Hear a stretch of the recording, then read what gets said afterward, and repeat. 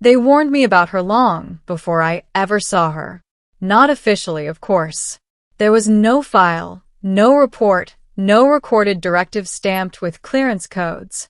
But in the dim corners of docking bays, between the hum of fusion engines and the quiet clink of ration tins, people talked.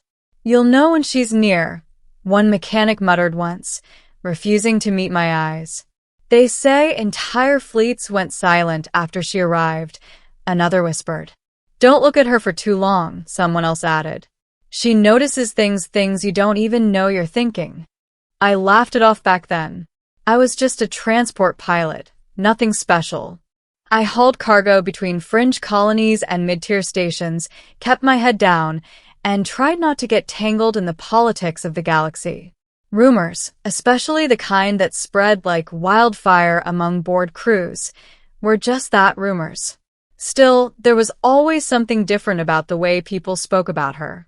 Not fear. Not exactly. It was something deeper. Something closer to awe. The first time I heard her name was at Station Calories 9. I had just docked after a 14-day haul, exhausted and craving real food. The station was crowded, louder than usual, with tension buzzing through the air like static before a storm. That's when I heard it. "She's coming."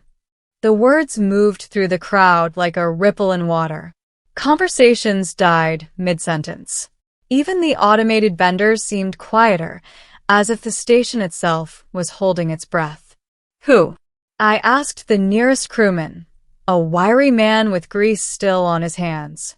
He looked at me like I'd just admitted I'd never seen a star before. "The Queen," he said simply. I chuckled. "There are a dozen queens out there." He leaned closer, lowering his voice. "Not like this one." That was the first time I felt it, that faint unease, like a shadow brushing against the edge of your vision. I didn't think about it again until 3 days later. That's when my ship got reassigned. The message came through as a priority override. I was to transport a diplomatic passenger from Calories 9 to a neutral system on the edge of Coalition space. No details. No explanation. Just coordinates, and a warning stamped in bold red text. Follow protocol. Do not deviate. Do not initiate conversation unless addressed. That alone should have told me something was wrong. But I needed the credits. So, I accepted. The docking bay was sealed when I arrived. Armed guards lined the perimeter, Coalition soldiers, but not the kind you usually saw on trade routes. These were elite, silent, watching everything. I approached my ship slowly, feeling like I'd stepped into something far bigger than a routine job. "Pilot," one of the guards said, stepping forward. "You will remain in the cockpit unless instructed otherwise." "Who am I carrying?" I asked. He hesitated, just for a fraction of a second. Then he said, "You've heard of her." And suddenly I had. They boarded without fanfare. No grand procession. No announcement. Just a quiet shift in the air, as if the entire bay exhaled and then froze. I didn't see her at first. I was already strapped into the cockpit, hands resting on the controls, trying to ignore the tension building in my chest. The cargo ramp closed with a heavy thud. A moment later, I felt it. Not a sound. Not a movement. A presence. It pressed against the back of my mind, subtle but undeniable, like standing too close to a powerful magnetic field. "Pilot." The voice came from behind me. Soft. Calm. And impossibly clear. I turned slowly. She didn't look like I expected. No towering form. No monstrous features. No obvious signs of the terror her name carried. She looked almost human. Tall, yes, but not unnaturally so. Her skin shimmered faintly, like it caught light differently than anything else in the room. Her eyes, though, that's where everything changed. They weren't a single color. They shifted, deep violet to burning gold, like stars collapsing and reforming in an endless cycle. And when she looked at me, I felt it. Not fear. Exposure. Like she could see every thought I'd ever had, every regret, every secret I'd buried. You may continue, she said. I realized I'd frozen. All right, I muttered, turning back to the controls. My hands shook as I initiated launch. We left the station in silence. The stars stretched into lines as we entered slipspace, the familiar hum of the engine filling the cockpit. Normally, that sound calmed me. Not this time. Because she hadn't moved. She was still standing behind me, watching. Minutes passed. Then she did something unexpected. She stepped forward and sat down in the co-pilot seat, right next to me. They warned me about her. They told me not to look at her, not to speak unless spoken to, not to draw attention. And yet here she was, close enough that I could feel the faint warmth radiating from her. You are uncomfortable, she said. It wasn't a question. I swallowed, just trying to follow protocol. A pause. Then, to my surprise, she smiled. Protocol is often written by those who do not understand what they fear. I blinked. That wasn't what I expected. I didn't mean I started. You meant exactly what you said, she replied gently. And that is acceptable. Another silence settled between us. But this one felt different, less suffocating. Do you know who I am? She asked. I hesitated. Yes. And what have you been told? I let out a slow breath. That you're dangerous. Her eyes flickered violet to gold, then back again. And do you believe that? I glanced at her, then quickly looked away. I don't know what to believe. For a moment, I thought I'd said the wrong thing. Then she laughed. Not mockingly, not cruelly, just amused. That is the most honest answer I have heard in a very long time. Hours passed. We talked. Not about politics or war or whatever history followed her name, but about simple things. Stars, travel, human food, which she found endlessly fascinating. You consume matter purely for chemical energy, she said, tilting her head. And yet you assign emotional value to it. Yeah, I said with a grin. Try a good meal sometime. You'll get it. I may, she replied thoughtfully. There was something surreal about it.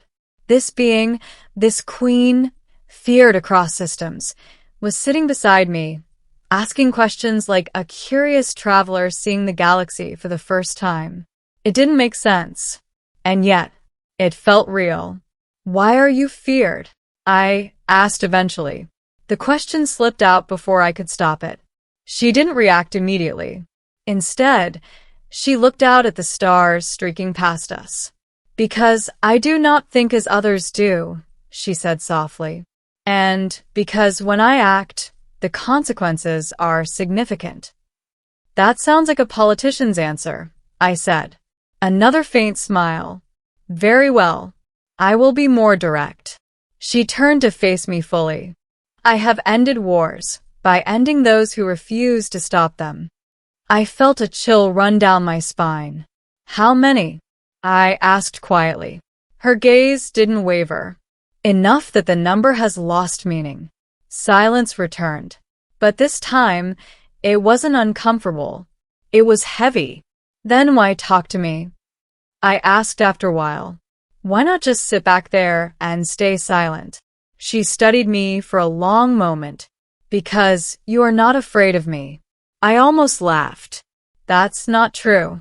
You are wary, she corrected, but not afraid. There is a difference. I considered that. Maybe she was right. I wasn't calm. I wasn't fearless. But I wasn't frozen. Not like the others had been. Why does that matter? I asked. Her answer came quietly. Because it means you see me as something other than a weapon. Something shifted then. Not in the ship. In her. The air felt heavier, charged with something I couldn't quite understand. Most who encounter me already believe they know what I am, she continued. a destroyer, a ruler, a force to be controlled or feared. And you're not? I asked. She held my gaze. I am tired. That wasn't the answer I expected. We reached the destination system sooner than I wanted. A neutral outpost floated ahead, lights blinking against the darkness. Your journey ends here, I said, trying to keep my voice steady. Yes, she replied, but she didn't move. Instead, she looked at me, really looked this time, like she was memorizing something. You have a question, she said. I hesitated, then nodded. Why me? I asked. Out of all the pilots, why was I chosen? She leaned back slightly, her expression unreadable. You were not chosen by your superiors, she said. My stomach dropped. What? I selected this vessel, she continued. And you. Why? For the first time since I'd met her, she seemed uncertain. Because, she said slowly, when I observed you, you were laughing. I blinked. That's it. It is not a common trait, she replied. Not among those who operate in fear. I didn't know what to say to that. The ship docked with a soft jolt. The airlock hissed. Her ride had arrived. She stood, smoothing the faint shimmer of her clothing. For a moment, she looked smaller. Not physically, but something about her presence had shifted. Less overwhelming. More human. Will you continue flying? She asked. Yeah, I said. It's what I do. She nodded. That is good. She turned toward the exit, then paused. Pilot. I looked up. Yes. Her eyes flickered one last time, violet to gold. Not everything they say about me is wrong, she said. But not everything is right either. I managed a small smile. I figured that out. She stepped into the airlock. The door began to close. And just before it sealed, she added one final sentence. Should our paths cross again, I hope you will still choose not to be afraid. The hatch closed. The presence vanished. And just like that, she was gone. I sat there for a long time, staring at the empty seat beside me. The most feared being in the galaxy had just walked off my ship. And all I could think was, they didn't understand her. Not really. Maybe no one did. I still hear the rumors. Still hear the whispers. They say she destroyed another fleet. They say entire systems bow before her. They say she's not even alive in the way we understand. Maybe some of that is true. Probably most of it. But I remember something else. I remember the way she laughed. The way she asked questions. The way she said she was tired. And sometimes, when I'm drifting between stars, alone with the hum of my ship, I catch myself glancing at the co-pilot seat, half expecting her to be there again. Because the truth is, they warned me about her, told me to fear her, told me to avoid her gaze. For weeks after that flight, I couldn't shake the feeling that something had changed. Not in the galaxy. In me. I'd seen war zones before. Planets scarred by orbital strikes, stations abandoned mid-evacuation, ships drifting lifeless in the void. I knew what destruction looked like.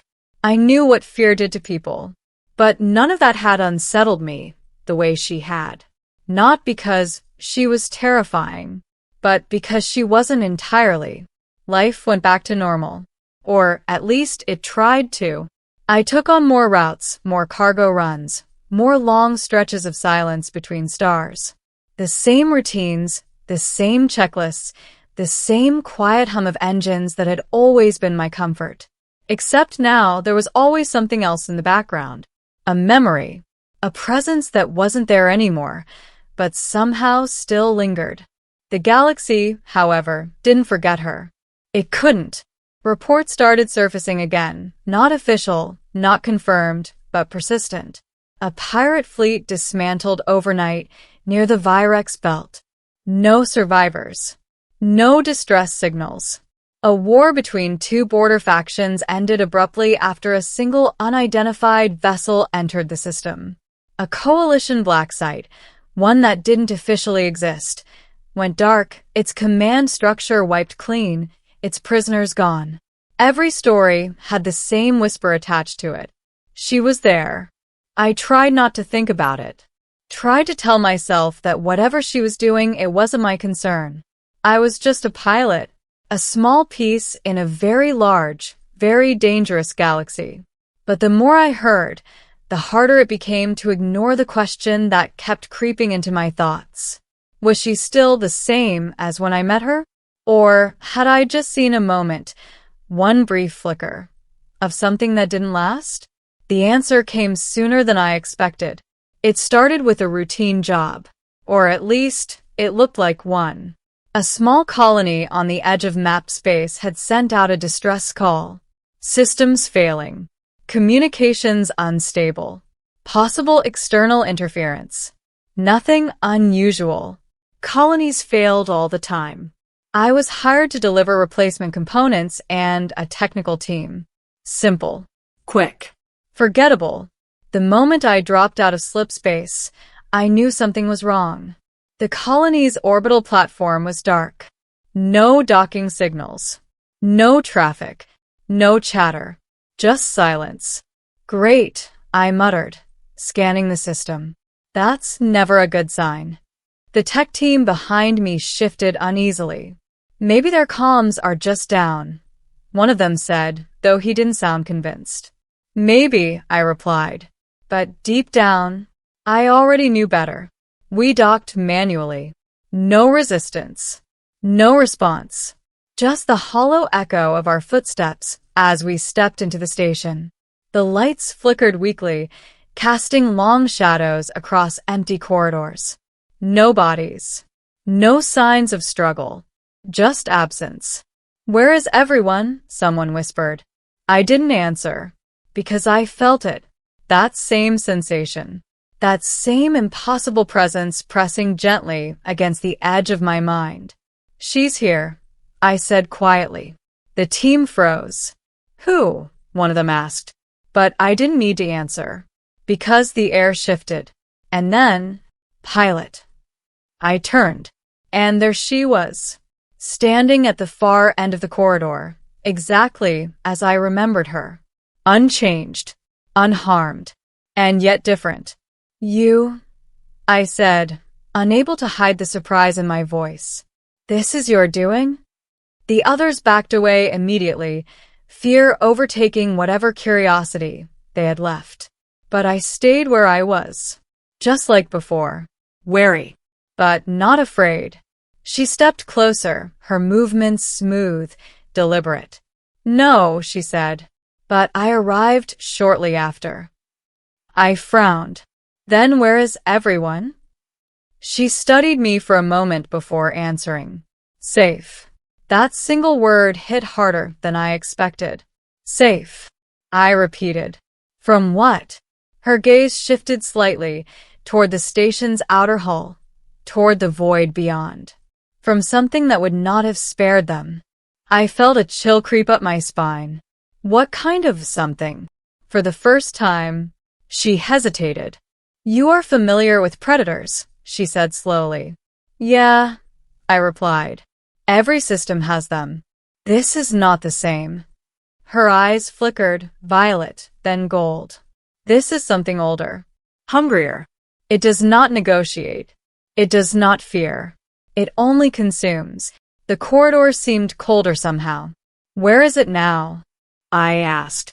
Her answer was simple. "Gone." "And you stopped it?" I pressed. A pause. Then, "Yes."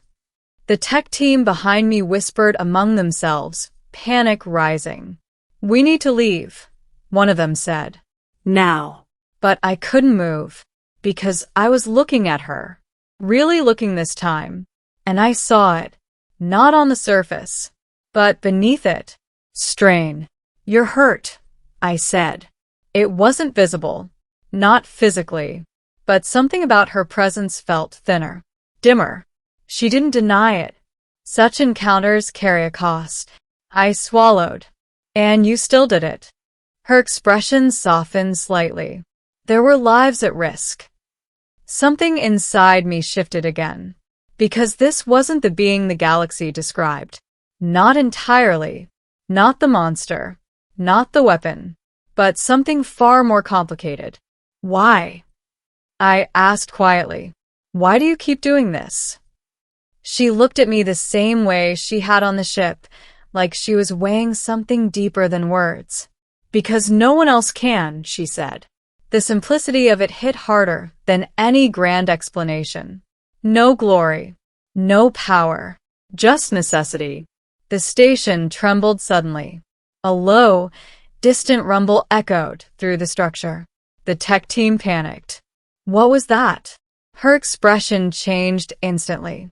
Focused. Alert. It is not entirely gone, she said. Before I could react, the lights flickered violently. Something moved outside the station. Something massive. Something wrong. You need to leave, she said, turning back toward me. What about you? I asked. I will remain. Alone. Her gaze met mine. I am never truly alone. I hesitated. Every instinct told me to get back to the ship, to leave, to survive. But another part of me, the part that remembered her sitting beside me, asking about human food, didn't want to walk away. You don't have to do this alone, I said.